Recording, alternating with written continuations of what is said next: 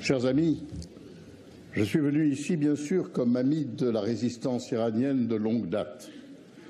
Mais je suis venu encore plus comme militant depuis 60 ans de l'abrogation de la peine de mort dans le monde. J'ai lutté pendant 60 ans sans cesse. D'abord, jusqu'à ces jours merveilleux de 1981 dont nous parlait Gilbert Mitterrand tout à l'heure, de ce moment où nous entendîmes le discours de Robert Badinter le 17 septembre 1981, puis le vote de l'Assemblée nationale à une écrasante majorité le 18 septembre, puis le vote aussi du Sénat conservateur le 30 septembre, puis l'adoption définitive le 9 octobre, enfin, la peine de mort était abrogée en France.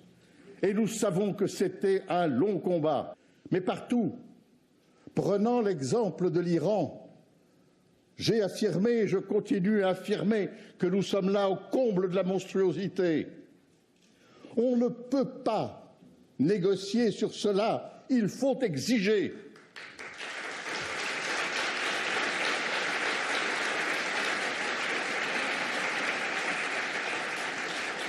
Et pas seulement parce que c'est l'Iran, pas seulement parce que les droits de l'homme y sont violés, mais parce que c'est une exigence universelle.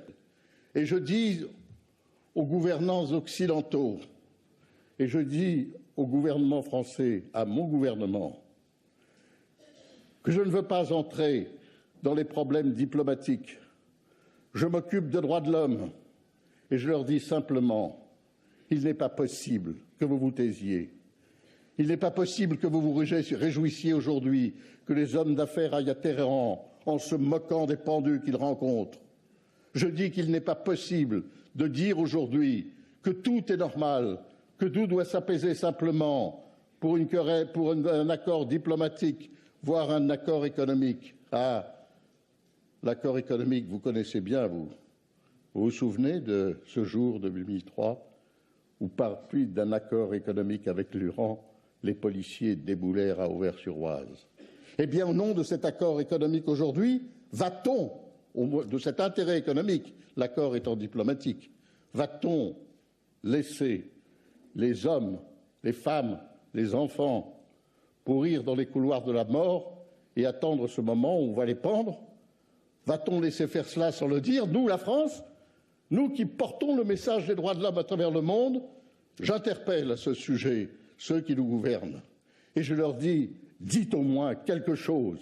Ce n'est pas possible de considérer que c'est normal. Oui, je demande effectivement que l'on agisse, mais que l'on n'agisse pas seulement là, c'est vrai, parce que cette revendication, elle n'est pas seulement au nom de la liberté nécessaire en Iran, elle est au nom des droits de l'homme dans le monde et de l'exigence d'une abolition totale de la peine de mort et universelle.